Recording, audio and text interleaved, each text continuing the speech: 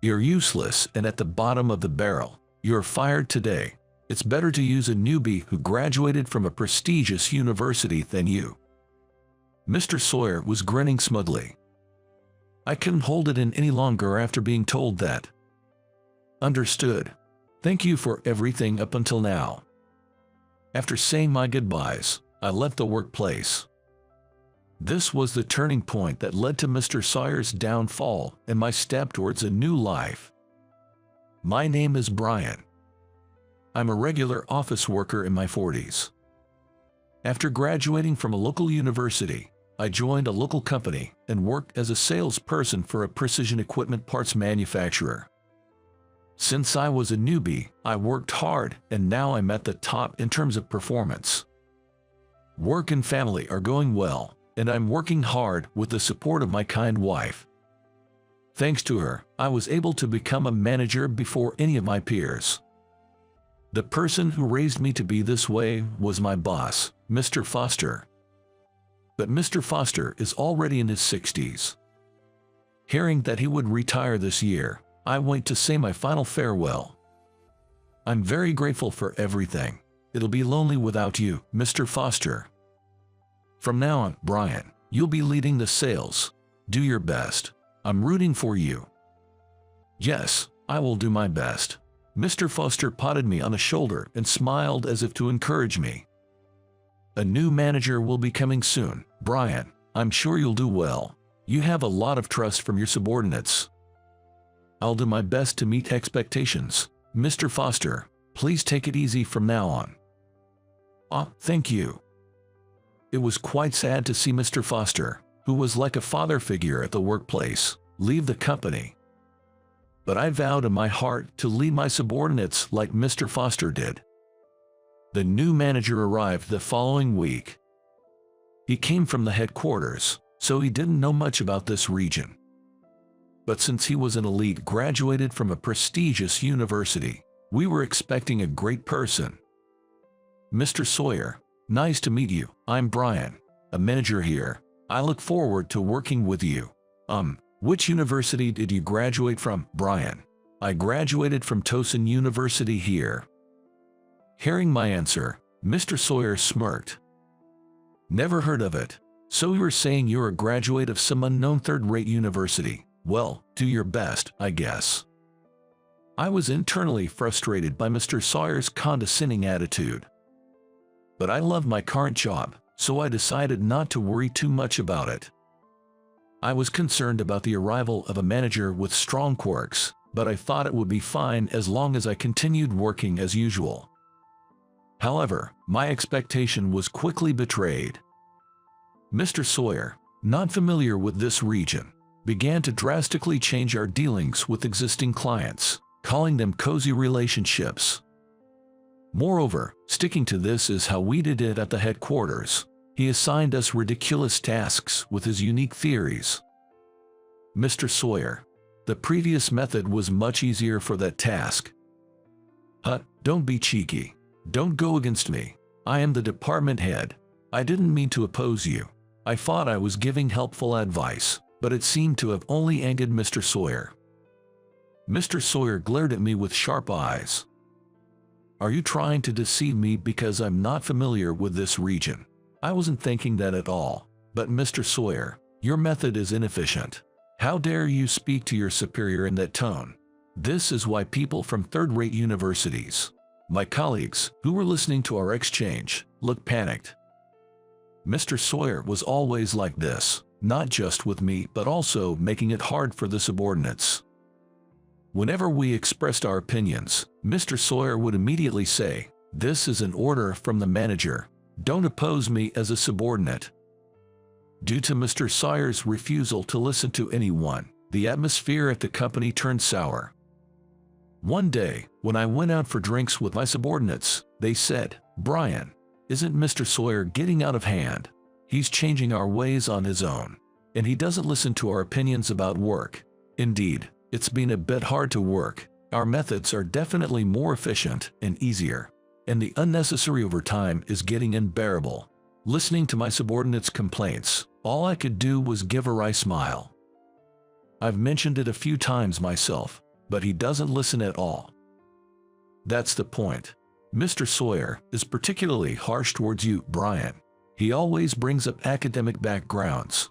Anyone can see that you're good at your job if they work with you for a bit. All I could do was try to encourage them, and I patted my subordinate on the shoulder. Well, maybe Mr. Sawyer will understand in time. Let's keep up the good work until then. Jess, I like this job, but recently, I've started dreading coming to the office. Well, let's keep the sales going among us. Though I said this to my subordinates, the atmosphere in the sales department had indeed been bad recently. I wanted to do something about it, but I couldn't go against Mr. Sawyer, and he probably wouldn't listen to me anyway. Honestly, I was also feeling stressed by Mr. Sawyer's attitude. I was working hard, but Mr. Sawyer judged me solely on my academic background, leaving me wondering what to do. A few months passed in this manner when one day, I inadvertently stepped in as I saw Mr. Sawyer berating a subcontractor more harshly than usual. Mr. Sawyer, that might be a bit too harsh, don't you think? What is this third-rate university incompetent babbling about? University backgrounds are irrelevant now. The subcontractor is an important partner to our company. It's troubling if they are treated too harshly. Shut up. What right does someone from the bottom like you have to act so high and mighty? Mr. Sawyer glared at me hatefully and sneered unpleasantly. That's right. We don't need someone like you. An incompetent bottom dweller like you is fired. It's better to use a new hire who graduated from a prestigious university. I thought I had gotten used to Mr. Sawyer's nonsensical remarks, but his words this time made no sense to me. What do you mean? Haven't you heard? The incompetent have even incompetent ears. There's a new person joining the sales department tomorrow. He's an elite graduated from a prestigious university. Is that so? It's clear that someone from a prestigious university is more competent. I've decided to make the newcomer the manager instead of you, starting tomorrow. I was utterly shocked by Mr. Sawyer's statement. I looked at Mr. Sawyer doubtfully, wondering if he was serious, but he was grinning smugly. It would be tough for the newcomer to suddenly become a manager. I've decided. I'll speak to the HR department as the department head. By tomorrow, you'll probably be fired. It'll be refreshing to be rid of an incompetent, bottom-dweller employee. I couldn't take it anymore after being told that. Understood. Thank you for everything up until now. After saying my goodbyes, I left the workplace. A few subordinates chased after me trying to hold me back, but I only responded with, "I'm sorry I couldn't be of more help. I leave the rest to you," and then I completely left the company. My subordinates might have thought of me as cold for leaving so abruptly. But I decided that nothing good would come from Mr. Sawyer and me, as the manager, continuing to clash. Moreover, the rumors about the newcomer from a prestigious university being truly competent had reached me. If such an outstanding person was coming to support the sales department, I decided to leave the company with my regrets in check. Upon leaving the company, I immediately called my father. "Hello, Dad. I got fired from the company." "Oh, is that so? You've worked hard until now." Since Mr. Sawyer's arrival, I have been telling my father that I might quit my job. When I called to tell him, surprisingly, my father immediately told me to come to his company. So, right after resigning, I headed to the company run by my father. When I say my father's company, it's actually now my brother who has taken over as president, and my father has stepped down to the chairman position. Initially, after my graduation, I was suggested to work in sales at my father's company, but wanting to experience the rough waves of society first, I chose to work at a local company for some social experience. My father, who had listened to my whims, offered to re-employ me at his company. In fact, I had been approached a little while ago about joining my father's company. Though I had always talked about work with enthusiasm, my expression had darkened and I had become reticent in the past few months, which my father had completely seen through. Hey, something must have changed at your workplace recently. How did you know? I can tell just by looking at you. You used to go to your job as if you were kicking up the company, but now you don't talk about it at all. Was it that obvious? Actually, the new manager who arrived is an unbelievable person. While glossing over the specifics of the work, I shared what Mr. Sawyer had said, and my father was even angrier than I was. You should quit a company like that anytime. Our company always has a place for you. It's not that simple. I have subordinates who look up to me, but I appreciate the offer. Could you give me some time to think about it? Having had that conversation before, it's probably why my father immediately said he would re-employ me. In the end, the same day I left the company, I went to my family's company and was immediately placed in sales. Just as my father had said. My brother offered me a managerial position, but I felt it was too much to ask for. I'm a newcomer to this company, so I'll join as a regular employee. In fact, my father's company is a major precision equipment manufacturer. That is, it was a major client of the company where I used to work. As a salesperson who used to work for a parts factory that was a supplier, I vowed to work for my father's company, making the most of my knowledge. I thought about how I could repay my father and brother for everything they had done for me. The next day, I immediately went on a round of greetings to suppliers and clients with my new boss, Ryan. Among them was, of course, the company I had worked for until the day before. Knowing the situation, Ryan offered to skip it, considering my feelings. But I insisted it was fine and headed straight to my former company. As expected, my subordinates were quite surprised to see me as a new Kodak person from the client side. A subordinate who was close to me misunderstood and tearfully said, "Brian, you've come back, that's great." However, all I could respond was, "Sorry, but from today, I'm an employee of the client company." The subordinate was disappointed, hoping I would come back, but then Mr. Sawyer appeared. Mr. Sawyer, with his usual unpleasant look, glanced at me, and without even checking the name of the company I had re-employed at, he disparaged. "A bottom feeder like you could only get a job at some low-level company. Really, what kind of person is he?" As I was pondering this, a man approached. "Mr. Sawyer, such disrespect towards a client is questionable." It's fine. This guy is, you know, James. I told you about the incompetent bottom feeder I fired yesterday." The man referred to as James looked worriedly at Mr. Sawyer, frowning. "I think that's irrelevant now. Whatever his status was until yesterday, he's here as a client today." "Maybe so, but we don't need to deal with a company that employs such incompetence. Send him away quickly." Mr. Sawyer. It seemed that James was the new manager who had taken over my position. The elite from prestigious university that Mr. Sawyer had mentioned.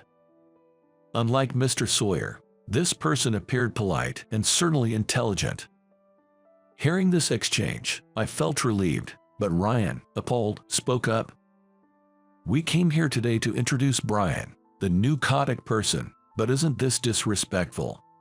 "I know him, so no need for introductions. Besides, we won't be dealing with your company." "In that case, shall we consider our business dealings with your company terminated? I don't want to associate with a company that hires incompetence." After stating this, Mr. Sawyer waved me off rudely. "Come on, get out. I have no intention of dealing with someone like you." Are you sure about terminating our dealings?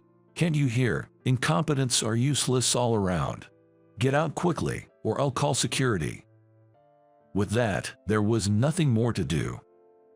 Ryan and I returned and reported the incident to my brother, the president, and my father, the chairman. My father, with a troubled expression, said, "We've had a long relationship with that company, but maybe it's time to end it," and started writing something. The rest of the story was relayed to me later by a subordinate I was close to. A few days later, President Watson personally summoned Mr. Sawyer. "Mr. Sawyer, You've done something unthinkable." "I have no idea what you're talking about." Mr. Sawyer, looking troubled, was quietly interrogated by President Watson. "You turned away a new Kodak person who came to greet us the other day, didn't you?" "Oh yes, that guy, but there's no need to worry about it. That person had just left the company and was truly incompetent at his job. I didn't ask for that. Turning away a Kodak person is not the way to treat a client. But it's fine not to deal with a company that employs such a person." Mr. Sawyer retorted nonchalantly to President Watson. However, President Watson, with a stern expression, presented a letter. "Did you check which company Brian came from?" "He's from our largest client, a major precision equipment manufacturer." Upon hearing this, Mr. Sawyer turned pale and began to tremble. "No, that can't be. Brian is competent. He got rehired by such a renowned company. That can't be. That's not possible." Mr. Sawyer, trembling, started reading the letter President Watson was holding. And as he understood the content, his face turned pale and he began to shake. The letter stated that there would be a permanent halt in dealings with the major client. And Mr. Sawyer was the reason for it. "Why, I didn't do anything. Read it carefully. It's written that you turned away Brian and unilaterally declared a halt in dealings from your side." "What? Of course, my father was the one who sent that document, and I was the one who provided the information. Deals with my father's company accounted for 30% of my former company's total dealings. Therefore, not being able to deal with us would be a significant loss. Based on this, I had James conduct interviews with the subordinates. It seems you've been giving unreasonable orders and verbal abuse for some time." "No, I never.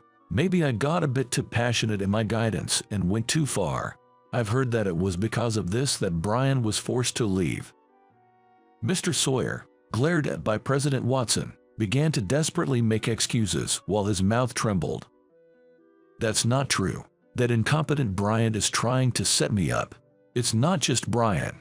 Other subordinates have also reported verbal abuse and terrible behavior from you." Presented with evidence by President Watson, Mr. Sawyer collapsed to his knees. Watching Mr. Sawyer, President Watson declared calmly, "Mr. Sawyer, as of today, you will relinquish your position as department head." Upon hearing this, Mr. Sawyer covered his face with both hands and started shaking, crying. Later, President Watson visited my father's company to ask if they would consider resuming business with them. "I apologize for the great rudeness and inconvenience caused by Mr. Sawyer. I will take responsibility for his guidance. If his behavior does not improve, we will consider taking disciplinary action. It's a presumptuous request, but could we possibly resume our business dealings?" I had no grudge against President Watson. On the contrary, I was grateful for the employment until recently. After discussing with my father, we decided to resume the business dealings. Hearing this, President Watson grasped my hand and expressed his gratitude. Half a year later, a former subordinate invited me for a meal and shared what happened afterward. "Brian, it was quite a mess after that." The subordinate seemed eager to tell me. Following the incident, Mr. Sawyer's erratic guidance and abusive behavior came to light, but the company's regulations did not lead to his dismissal. Instead, Mr. Sawyer was demoted to a regular employee, and his salary was significantly reduced. He was given a completely different job, spending all day organizing files in the storeroom. I thought this was lenient enough, but it seems Mr. Sawyer couldn't accept a punishment. Angry about having to do boring work alone in a room after previously commanding many subordinates, he resigned on his own. However, after learning about the circumstances of his resignation, his wife, dismayed by his selfish behavior, left him and they divorced. He had a son, but the son also left with his mother, leaving Mr. Sawyer all alone. After sharing this, the subordinate's face brightened. With Mr. Sawyer gone and James joining us, working in sales has become much easier. James, my successor, became the manager after Mr. Sawyer's resignation. He even came to the drinking party today and greeted me. Thanks to you organizing the team so well, I've been able to manage somehow even though I'm new to this position. I truly appreciate it. Not at all. I had heard rumors about your competence before. I'm really grateful to you. It seems James wanted to express his gratitude to me directly. James, who is competent and kind, was a stark contrast to Mr. Sawyer, despite both being elites. He evaluated my work instead of judging me based on my university, which made me genuinely happy. It was a moment when I felt all my hard work had paid off. After eating and chatting together, James and I became friends. Being suddenly promoted to sales manager, James asked me various questions, eager to do his best for the workplace. Seeing James's dedication made me genuinely happy. With Mr. Sawyer gone, the sales department's atmosphere brightened, and sales performance significantly improved. This experience reaffirmed to me how much workplace atmosphere and leadership can impact work. I was motivated to work hard in my current position. I later learned that President Watson hadn't intended to let Mr. Sawyer resign. In fact, if Mr. Sawyer had shown remorse and worked diligently for about 3 months, arrangements were made for him to return to his original position. There's no such thing as a boring job. He wanted him to regain the earnestness he had when he was a newcomer. This was President Watson's final act of kindness, but unfortunately, it seems Mr. Sawyer didn't grasp this sentiment. Without valuing his duties, Mr. Sawyer left the company without understanding President Watson's intentions. Mr. Sawyer attempted to find new employment, but his age made it difficult to get hired. Even when he found a new place to work, it seems he just couldn't tolerate being treated as a newcomer. He was dismissed for being arrogant towards supervisors younger than himself and for having a bad attitude. He continued to hop from job to job and is now surviving on day-to-day work. Since then, I've continued to apply my past experiences and my new role in sales. As I learned from this incident, I'm not just focused on improving my own performance, but I'm also committed to enhancing the overall atmosphere of the department. I'm putting a lot of effort into training the juniors, and thanks to that, I'm well regarded by my subordinates and colleagues at the new company. I'm truly grateful to James for helping me realize this. I aim to continue valuing the experiences gained from my previous company and clients, and to further contribute to the growth of my family's company. I'm determined to work hard to repay the trust and patience my father and brother had in me. Hey, what's this photo all about? Planning to do something you can't tell your husband about. It's got George written on it. I confronted my wife Samantha with this, and to my surprise, she was brazen about it. My name is Keith. I'm 32.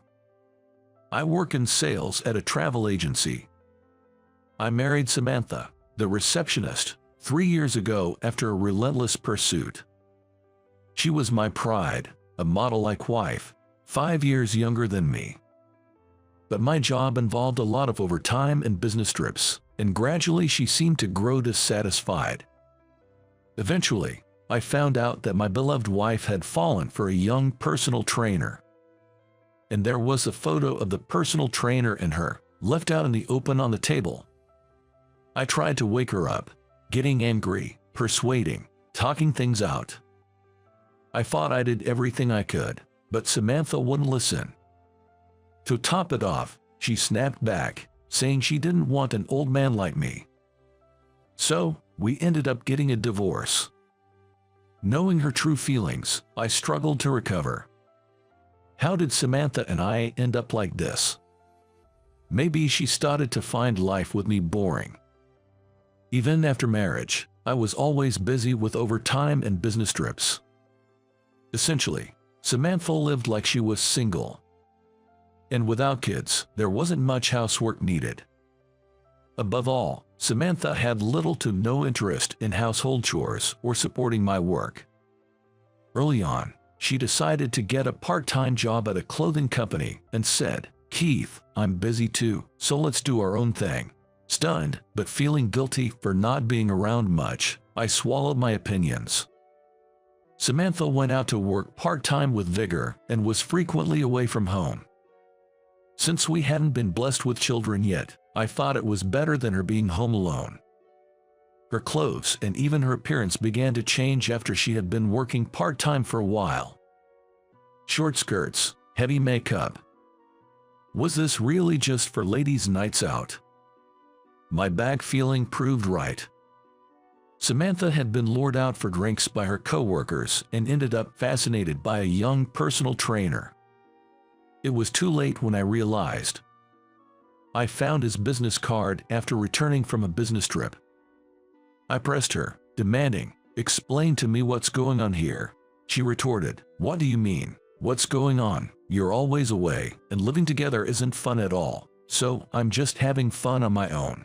Shocked, I reminded her, "We're married. You're my wife. You shouldn't be playing around like this." But her response was shocking. "Everyone said to choose a husband for his money. I'm young and pretty, and the thought of spending my life with an old man like you is horrifying." Hearing Samantha's true feelings was like a punch to the gut. I thought we were in love and got married, respecting her opinions and cherishing her as my wife. But the Samantha in front of me was like a stranger. To her, I must have been nothing more than an ATM for her to spend the time with the guy. We ended up getting a divorce by mutual agreement. No alimony was involved. Because unbeknownst to me, our bank account was drained. Samantha had poured everything into the guy, leaving our finances almost at zero. I felt empty even as I went through the divorce proceedings. Where did I go wrong? Should I have quit my job for one that let me spend more time with Samantha? Should I have bought more presents, said I love you more? Or should I have worked on my appearance, to be a man Samantha could be proud of? No matter how much I tried to figure it out, I, who had hardly any experience with women, just couldn't understand. Samantha was incredibly thoughtful and bright in personality. In our social group, she was the type everyone adored, and being with her always lifted my spirits. She was slim and model-like, the complete opposite of my average build, and always looked much younger than me. Samantha was undoubtedly the wife I was proud of. But then she called me an old man. While finalizing divorce procedures, I felt like I was branding my life with failure, and honestly, it got me down. Thus, as a man who lost his wife to a young man, I embarked on a life with a divorce under my belt. Honestly, my daily life didn't change much after the divorce. Samantha had always insisted I do my share of the housework, and with constant dining out, the kitchen stayed clean. But the room, devoid of Samantha's belongings, felt desolate, like a monochrome photo, reminding me of my newfound singleness. Unable to recover from the shock of divorce, I threw myself into work to forget Samantha. I eagerly took on sudden business trips and overtime. Then, a colleague named Emily, recently assigned to my department, said, "You'll flip if you keep pushing yourself like this." I used to be the same, placing a coffee on my desk. Her casual kindness meant the world to me, especially in my post-divorce gloom. I thanked her. "I really appreciate your thoughtfulness. Please feel free to ask me anything if you're unsure about the new department." Wanting to return the favor, I took on supporting her work. Turns out she was looking for someone approachable to ask questions. Emily and I started talking several times a day at work, and as we got comfortable, we began having lunch together. Our conversations over meals were surprisingly enjoyable. I loved traveling and spas, and shockingly, so did she. We started visiting popular spas on weekends together. Of course, separately for men and women, but having someone to dine with afterward was a real joy for a divorced man. We'd stop by a bar on the way back, cheerfully toasting. We indulged in drinks and food, liberating our work stress as if competing.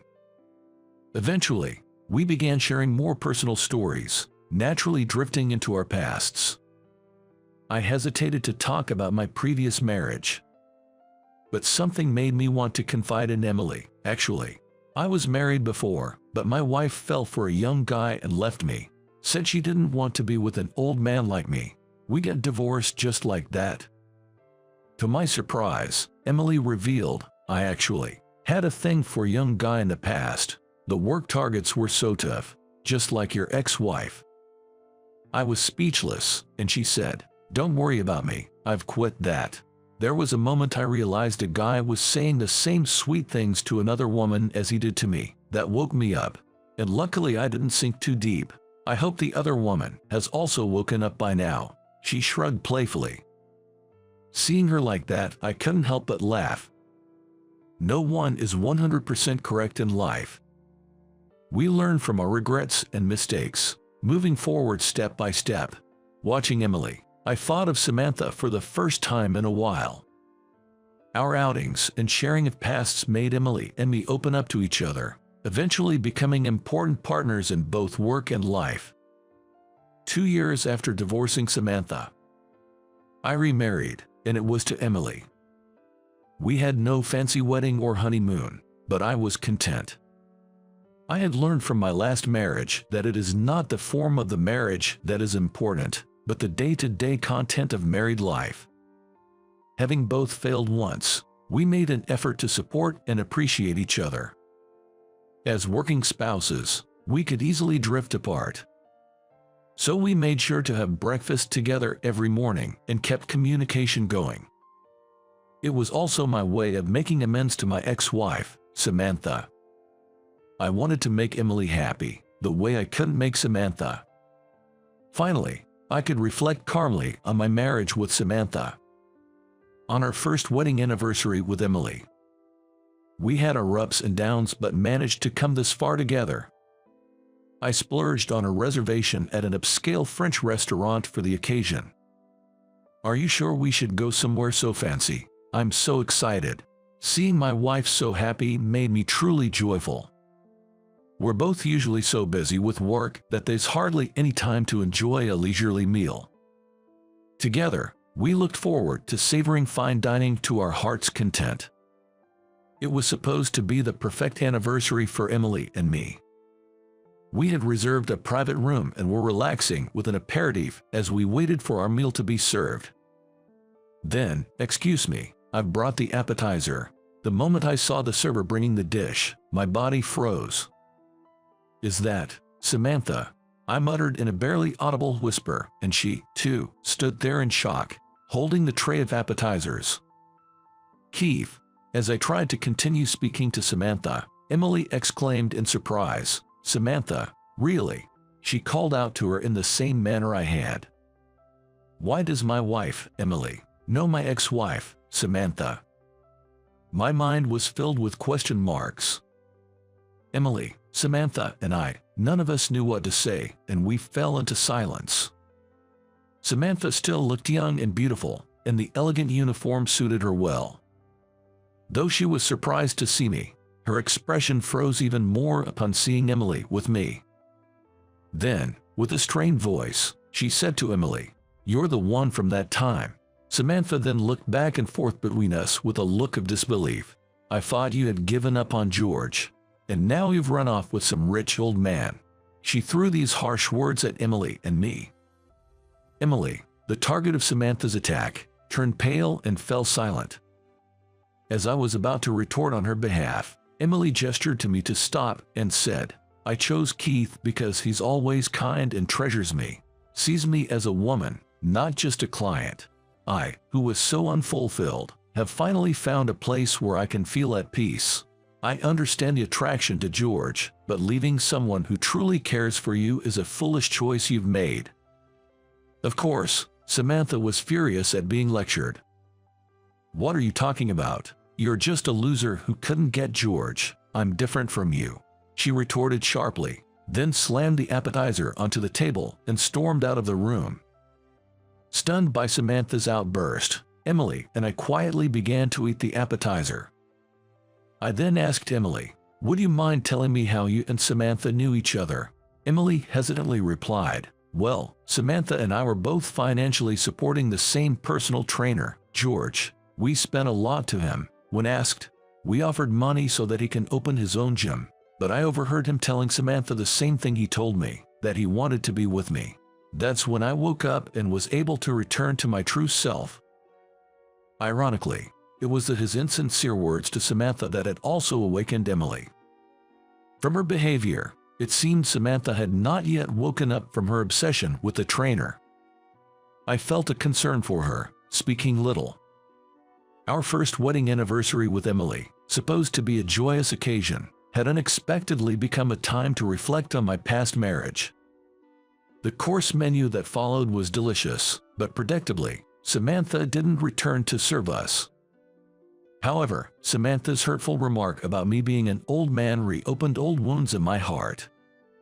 I wondered inwardly if someone like me could really make anyone happy. Feeling downcast, when Emily asked, "You're not eating, is something wrong?" I replied with self-doubt, "Maybe if you weren't with someone like me, you wouldn't have to hear such awful things from Samantha on our anniversary. I'm sorry, our married life must seem so dull, right?" Emily shook her head softly and said, "I chose you, Keith, not some young flashy guy. You're genuine and substantial. Being here with you today is the happiest day of my life." Tears streaming down my face, I nodded in agreement.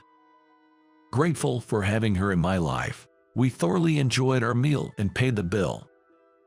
Before leaving, I approached the reception. "I'd like to thank the waitress who served us first today." Reluctantly emerging from the kitchen, Samantha listened as I said, "I've always wanted to apologize to you. I'm sorry for leaving you alone in the apartment, for refusing your home-cooked meals because of work, for not properly acknowledging your struggles. You must have felt out of place in our home. I regret not realizing that as your husband, but I'm sure someone will understand and appreciate you. Samantha, please find happiness this time." As I bowed deeply, I heard sobbing. Looking up, I saw Samantha crying like a child. And then, from behind me, I heard the sound of someone sniffling. Behind me, Emily was also weeping. Realizing my past mistakes and weaknesses through 2 marriages, I had finally expressed my long-held feelings to Samantha. Resolved not to make anyone cry again, Emily and I headed home. "Mom, is that all the stuff I'm taking to daycare?" I asked Emily, who was busy getting our child ready. Since then, Emily and I had been blessed with a child, and we were leading a busy life as working parents. Though I try hard in parenting, I'm often scolded by Emily for being unhelpful. But as a husband and father, I'm striving more than ever for my family. And Emily, no matter how busy, always makes sure to pack a lunch for me. It's my supportive wife and lovely child that keep me going. I'm determined to cherish Emily, who fell in love with me for who I am, for the rest of my life. Show me your ugly wife who's just right for you. Back in high school, a beautiful classmate used to harass me by calling me a nerd. Even now, she still picks on me, calling me ugly. I was honestly annoyed, being insulted by her about my precious girlfriend. I thought maybe it was time to set her straight. As I was thinking, someone tapped my shoulder. "Sorry, I kept you waiting." I turned around to see my beloved wife. The classmate's face changed upon seeing her. This marked the beginning of her self-inflicted downfall. I'm Mitch. I own a cafe restaurant. This cafe has been my dream since I was young. While small, our menu focuses on quality ingredients in every dish. It's now popular enough to be featured in magazines. I'm particular about our coffee beans. I even travel to source them directly, earning both disbelief from my friends and respect from people in the same busyness. I've also learned latte art, and recently won a competition, which I think shows my skill. Mitch, how's the cafe doing lately? It's going well. How about you? I'm doing well too. Can I visit your cafe sometime? Of course, we're looking forward to your visit. Thanks, I appreciate it. The success of my cafe is largely due to the support of my wife, Kay. Kay manages household chores alongside her busy job. Oh, what a beautiful flower. Yes, plants are soothing, and this one fits our home's ambience, so I couldn't resist buying it. Looks good, doesn't it? Yeah, I think it's great. Our home is well kept thanks to her. Kay's taste is exceptional, and her designs could easily go viral on social media. She's not only decorated our home, but also the cafe. Thanks to her, both have a refined look. I lack aesthetic sense, so I'm grateful for her advice. Your taste is really amazing. Thanks, it comes with the job. I can't thank you enough.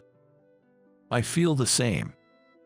However, despite appearing perfect, Kay has one fatal flaw. That's cooking. Mitch, the toast is ready. Thanks. Let's put some slices of avocado on it, and then have it with homemade consommé soup. Wow, that's amazing. I could never do that. My avocados always turn out bad, and the soup turns black. Kay has a fatal lack of talent in cooking. To this day, she can only make toast and a honeymoon salad. She used to try cooking for me in the past, but... Whoa, that's a lot of smoke. I thought frying an egg would be easy. Fried eggs, Kay. You're not supposed to cook them whole, and judging by this smoke, you didn't use oil, did you? Trying to make fried eggs, she put them in the pan without breaking and ended up almost causing a fire with a high heat. What's that loud noise? Sorry, I was trying to make boiled eggs. Did you put them in the microwave just like that? Yeah. Sure, you can make boiled eggs in the microwave, but if you put them in whole, they'll explode. Or trying to make boiled eggs in the microwave and causing an explosion. Mitch, what happened this time? This. Sorry, what is this black liquid? It was supposed to be chicken noodle soup. When she tried making chicken noodle soup, it turned into a black liquid. I did what I could to salvage her cooking, but most of it was beyond my control. I'm just no good at cooking. She had given up on her own talent. Mitch, you're amazing. You can make such stylish and healthy dishes. Thanks, but Kay, you're amazing too. You may not be able to cook, but everything else is perfect. And thanks to you, our home is beautiful. I don't have your sense of style, so I couldn't put together such wonderful decor. Even if she can cook, I can make delicious and healthy dishes. I may not have a sense of style, but Kay makes our home beautiful. We support each other like this and live peacefully. Mitch, you've got a mail. Oh, is that so? Thanks. One day, an invitation to a high school reunion arrived for me. Oh no, really? The reunion committee consisted of high school peers, and the organizer was Ashley, a girl I never got along with. Come on, the atmosphere gets bad when losers like you are around, so go away. Ashley was a beauty pageant winner, but always looked down on others. I had no good impressions of her and tried to keep my distance. I've become somewhat stylish since becoming an adult, but I was an even less sophisticated boy in high school, often laughed at and called a loser. Hanging out with a loser again, that's the worst. Stay away from me as much as possible. I don't like it either. Look at the loser talking back, that's hilarious. And, due to some twist of fate, we were in the same class for 3 years with seats near each other, so I was constantly laughed at. Despite trying to keep my distance, she kept bothering me, and it was honestly tough. You're the one who keeps coming over. Just hang out with other girls and leave Mitch alone. My friends defended me, and that's why I could keep going to school for 3 years. Especially my best friend Kevin, who even stood up to Ashley's friends and talked back to her. What's wrong? You look troubled. It's about the high school reunion. Honestly, I didn't want to go to a reunion organized by Ashley and her entourage. But apart from them, I had good friendships with almost everyone else, and I especially wanted to catch up with Kevin after a long time. If you're unsure, why not attend? You don't have to talk to the organizers just because you go to the reunion. Encouraged by Kay, I finally decided to attend and let them know. I'll pick you up after the reunion, so feel free to have a few drinks. Kay said this with a smile, and I smiled back at her. Thanks, I'll go and enjoy myself, then. Jess, have fun. With her words of encouragement, I was looking forward to the day of the reunion. Hey, Mitch. There he is. Come over here, Mitch. Hey, long time no see, everyone. When I arrived at the restaurant venue on the day, several old male friends from high school greeted me. Of course, Kevin was among them. It's really been a long time, Mitch. You've been overseas, so it's been hard to meet. You got quite tanned. Yeah, Mitch, you've become quite stylish. I thought the same, Mitch, who had no interest in fashion. Becoming this stylish is something else. We all had changes, but once we started talking, it felt like old times. I forgot my worries about the organizers and was happy to reunite with old friends. Thanks to Kay's encouragement, I was genuinely glad I attended. Hello everyone, long time no see. The beauty pageant winner Ashley has arrived. Then Ashley, the organizer, appeared. Her loud voice and playful entrance drew everyone's attention in the venue. Her style was as flashy as ever, with bold makeup and flamboyant clothes. It was to the point of feeling almost garish. Nice to see you again, Ashley. As beautiful as ever. Several classmates, dressed similarly, gathered around her like an entourage. It's like Kim Kardashian and her enthusiastic fans. Kevin, that's insulting to Kim Kardashian. All right, then it's more like her Rafflesia and the insects that flock to it. Your comparisons are always so extreme. Our friends chuckled quietly at our conversation. Ashley glanced over at us. As always, you losers are so drab and bring down the mood. She started to look down on us. I bet you're still unimpressive. Your wives or girlfriends must be unattractive. If you even have any, you're probably still skulking around in the corners of society. Exactly. They've been sidelined at work, I guess. Or maybe unemployed recluses. Let's not get too close to them. They said whatever they wanted about us. I glanced at Kevin's frowning face. Unimpressive, wonder what they're looking at. Before criticizing others, they should check their own appearances. We're not even interested in you girls to begin with. Kevin muttered quietly, inaudible to them. Unlike in high school, where he would respond to anything and get glared at by girls, Kevin seemed to have grown up and was acting more maturely. After getting their fill of bad-mouthing us, Ashley and her group found a new target and left. They're finally gone. Always the same, just bad-mouthing others. Really, just all for show.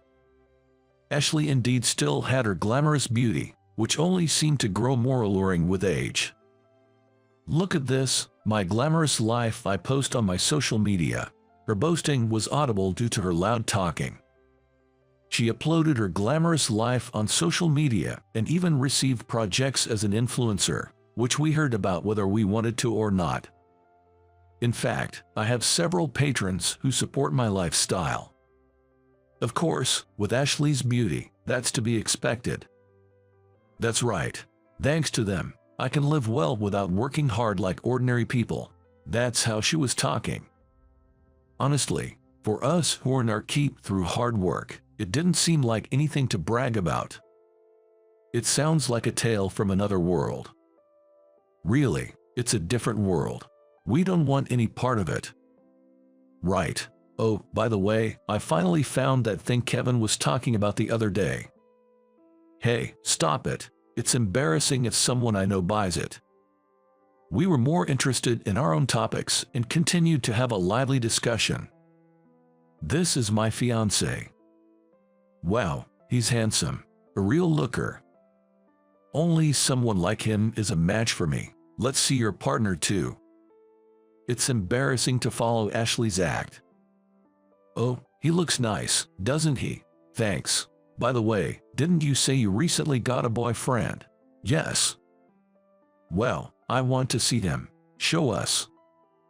Ashley and the others were showing off pictures of their boyfriends and fiancés, seemingly having a good time. Hey, let's call our husbands over. Why not? My guy said he'd come if I called. Really? Ashley's handsome fiancé is coming.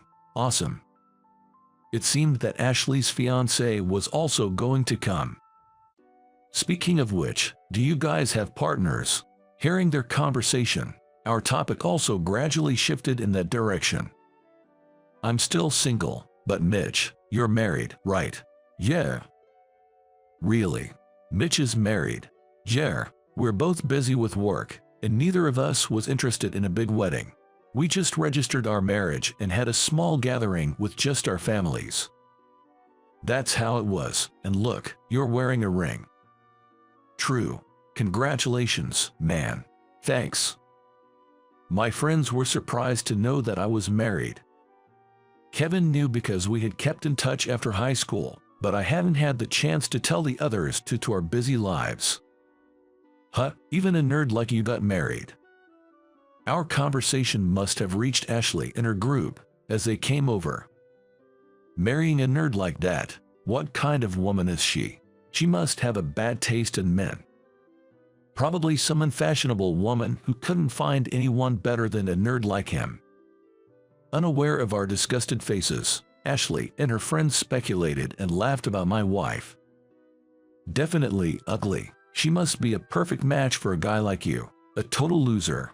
Ashley laughed loudly, drawing everyone's attention, while I struggled to contain my anger.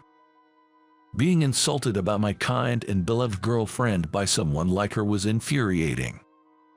Ashley, you seem to be having quite a time. Tyler.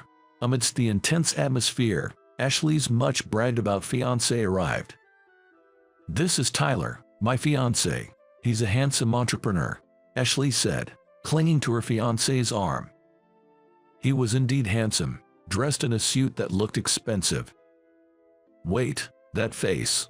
While everyone was paying attention, I realized I knew him. Could it be Mitch? I remember now. You're Tyler. Oh, it was Tyler, the fiancé, who recognized me first. Mitch, is that you? I'm grateful for your help. He spoke to me politely. Likewise. Thank you, Tyler. I stood up and greeted him. Never thought I'd meet Mitch here. Come to think of it, you and my girlfriend are the same age. It's fate that we meet like this. Yes, truly. The world is surprisingly small. Hey, wait. You know this nerd? Ashley asked Tyler as we were talking amicably. Tyler's smile turned to anger at the word nerd. What's with that way of speaking? What do you mean? It's a fact. He's just a nerd, whispering in the corner. Don't joke. You're ridiculing Mitch like that. Why do you always talk down to people? What? Just answer my question. Mitch owns the property my shop is in. He owns a lot of real estate around here. Tyler revealed my identity, angered by how I was mocked.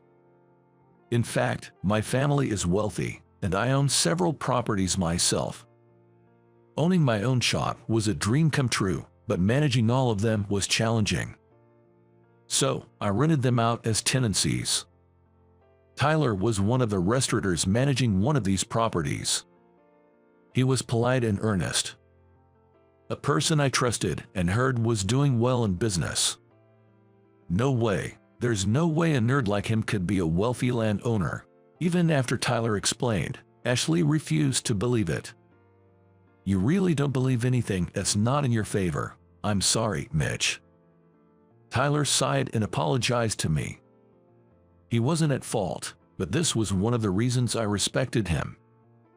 "Hey, what do we do? It kind of seems true, doesn't it?" Ashley's entourage whispered, looking at us. "Even if he owns real estate, he's still an unattractive nerd, writes. His wife must be unattractive too. Got a photo? Show us your ugly wife, suitable for you." "Enough, stop it. Come on, show us your ugly wife who matches you." Tyler tried to stop her, but Ashley was out of control. Honestly, I didn't want to introduce my wife to such a loud woman. But this might be the perfect chance to prove her wrong. As I was thinking this, a woman approached me. "Sorry, I kept you waiting." It was my wife, Kay, who tapped my shoulder. "Kay, you came." "Yes, I arrived early. I was thinking of waiting outside, but then I came in." Wearing sunglasses and a hat, her slender figure was unmistakably not just anybody. "Hey, show your face." Seemingly impatient with our casual conversation, Ashley snatched Kay's hat and sunglasses. "Oh, no way. Isn't that the model?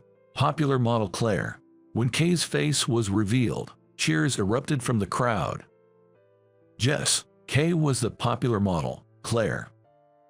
She was a celebrity seen almost daily on TV, known for her unpretentious personality, healthy style, and great fashion sense, making her a regular on various shows. "This is my wife, Kay." "Nice to meet you. I'm Kay, modeling under the name Claire." We turned to Ashley with a smile. "The real Claire. Wow, amazing. I'm a fan. Can I get an autograph? She's so beautiful." As the crowd cheered for Kay's appearance, Ashley was speechless and seemed stunned. "Ashley, long time no see. Do you remember me?" Kay asked Ashley with a smile still on her face. "What?" Ashley frowned at Kay's question. Her expression showed she didn't understand. "My maiden name is Parker, Kay Parker." "Parker? Forgot. The classmate you bullied into changing schools." "No way." Ashley's face turned paler as she recalled. It seems she finally remembered. I remembered what Kay had told me before. "I was in middle school with Ashley, you know." Kay and Ashley were in the same middle school. But in the first year, Ashley started bullying her. My personal items would go missing all the time. I carried everything with me every day. There were baseless rumors spread about my parents being criminals, or us being poor. How awful. She has had a warped mind since middle school. Yes, indeed. I looked very different back then. Kay was not in her growth phase at the time, shorter and plumper, with a face full of acne. With long bangs and a plain appearance, she was constantly ridiculed by Ashley. Unable to endure the daily torment of being called ugly and laughed at, she decided to change schools after consulting with her parents. She transferred to another school before the second year of middle school. Ashley continued to bully other targets even after Kay left. Maybe she felt better about herself by putting down others she thought they were inferior to her. That must have been tough if you were her target. After that, Ashley surrounded herself with followers and had her pick of boyfriends. Her unfounded confidence had made her even more arrogant now. I've worked hard since then. It didn't go well at first, but I wanted to prove myself to you. Kay conveyed this to the now silent Ashley. But then she negated it. That was a mistake, she negated. You're not even worth proving anything to. Character shows an appearance, after all. Instead of her usual pleasant smile, Kay now looked down on Ashley with a derisive grin. What do you mean by that? Just as I said, it's obvious you're hiding your rough skin under makeup. Kay firmly told Ashley, who tried to retort. You might be spending money, but your unhealthy habits show in your body. Shapewear alone can hide your figure. Well, social media might showcase your glamorous life, but it's clear it's all superficial. The content is shallow. One critique after another followed. And indeed, they were all true, so the crowd began to laugh. Typical of a popular model. Absolutely right. Ashley, probably feeling looked down upon for the first time in her life, turned bright red with anger. Don't mess with me. Stop it. Seeing Ashley lunge at Kay, I instinctively moved to shield her. Right then, the sound of a camera shutter clicked. Looking over, I saw Kevin aiming his camera at Ashley's terrible face. What are you taking pictures of? Behave yourself. As I and Tyler restrained still agitated Ashley, Kevin continued to photograph her. I'm a professional photographer, you know, so I got the shot perfectly. After graduating from college, Kevin followed his dream and became a globe-trotting photographer. He's now selling his photo books, and they often sell out everywhere. If you keep this up, I'll upload these photos to your social media. The true face of the self-proclaimed beautiful celeb. My pictures will surely get everyone's attention. I don't care. Go ahead, Claire or whatever, and you, the real estate owner, get over yourselves and fail for all. Threatened by Kevin, Ashley hurled a final insult and left. Ladies and gentlemen, I apologize for the disturbance. Tyler apologized with an embarrassed look. Since he didn't seem to follow her, it was clear what would become of the two. The reunion ended prematurely, perhaps due to the awkwardness in the presence of the famous Claire. Did I go too far? Kay pondered on our way back.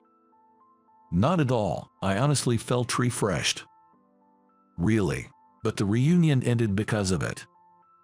It's okay. The friends I'm close with exchanged contacts, and we decided to have a mini reunion at Tyler's place. Then that's good.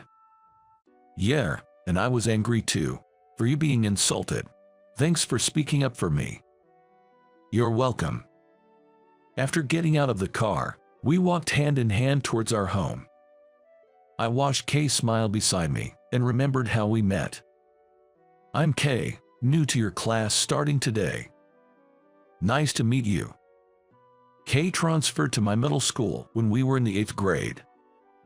I'm Mitch. Nice to meet you. Nice to meet you. You don't have your textbooks yet, right?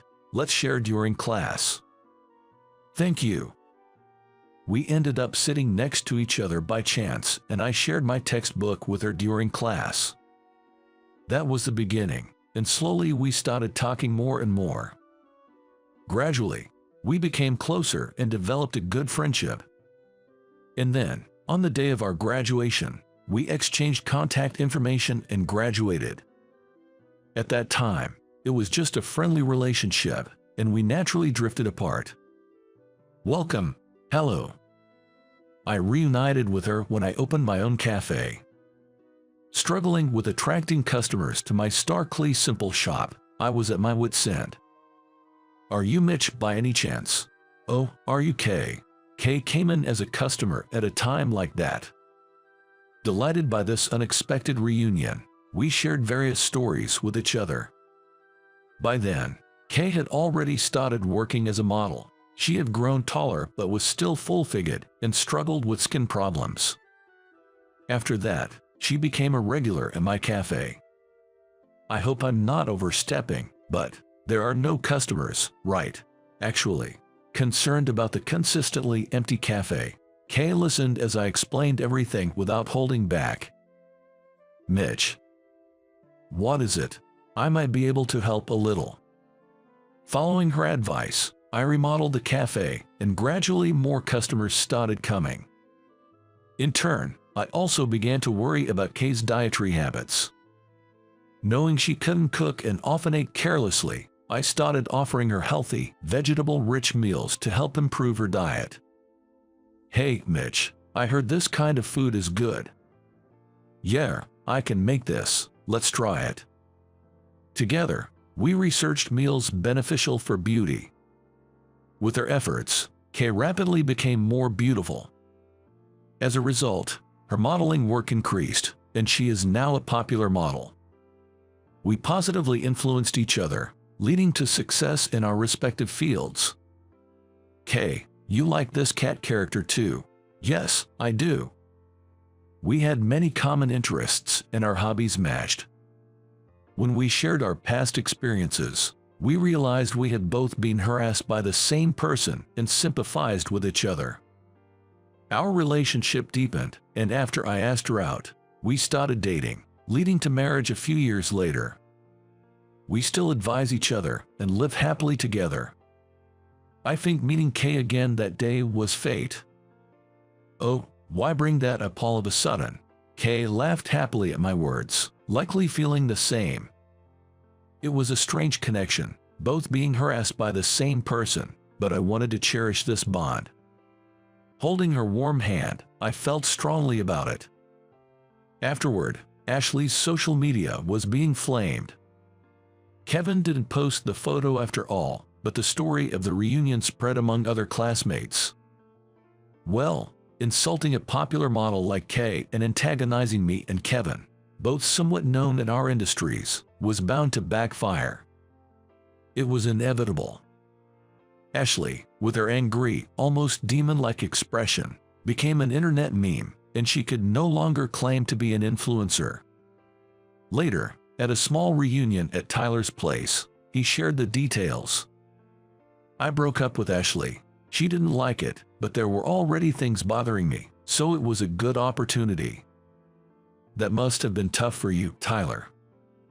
It's nothing compared to what you and Kay went through. Ashley remained unrepentant, always blaming Kay and me. I don't care about being a popular model and owning real estate. They are just a nerd and a fatso getting above their station. It's all their fault, not mine. Continuing to speak this way, Ashley exhausted Tyler's patience. Actually, I didn't upload the photo, but I did talk about the reunion in a recent interview. Kevin, with a mischievous grin, said, "His photographs are especially popular among the wealthy." After the interview about the reunion, Ashley's patrons also drifted away, and she tearfully returned to her parents' home. Never having worked before, what she plans to do now is anyone's guess. One can only hope her parents will re-educate her. Well, it's no longer our concern, I guess. That's right. Enough about that woman. Tell us more about your wife. Yeah, we really want to hear it. Okay, I will. Kay, my wife, became a bit of a topic when Ashley's social media blew up. She revealed that Ashley was a classmate of mine in high school and also went to the same middle school as Ashley. She hadn't spoken about the bullying she endured, but other classmates revealed it, and she garnered sympathy instead. Now she's even more popular as someone who overcame her past. I want to make a movie about Kay. A friend who is a director mentioned this, and a film titled Becoming Claire, the popular model, starring Kay herself, was shot. The movie was a big hit, making Kay a well-known figure of the time. Meanwhile, my cafe is also doing well. After the movie revealed my existence, fans of Kay would ask, "Are you her husband?" I can't disclose personal information, I reply, though it's an open secret among the fans. Thanks to Kay asking on social media not to make a fuss, they warmly watch over us. Of course, there are also loyal fans of my specialty coffee, so I'm having fulfilling days. Welcome back, Kay. I'm home. I'm tired. Good job today. Dinner's ready in a bit. Thanks, I'm looking forward to it. Kay visits the cafe after closing. When she gets home late, I serve her a vitamin-rich meal I prepared for her. Everything you cook is so delicious, Mitch. Better than any gourmet food.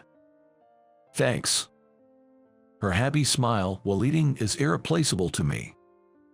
I may never forgive Ashley, but there's no denying that she played a role in deepening the bond between my wife and me. But I'm grateful she brought Kay and me closer. It seems every past leads to the present, not all bad after all. With these thoughts, I smiled back at the happily laughing Kay.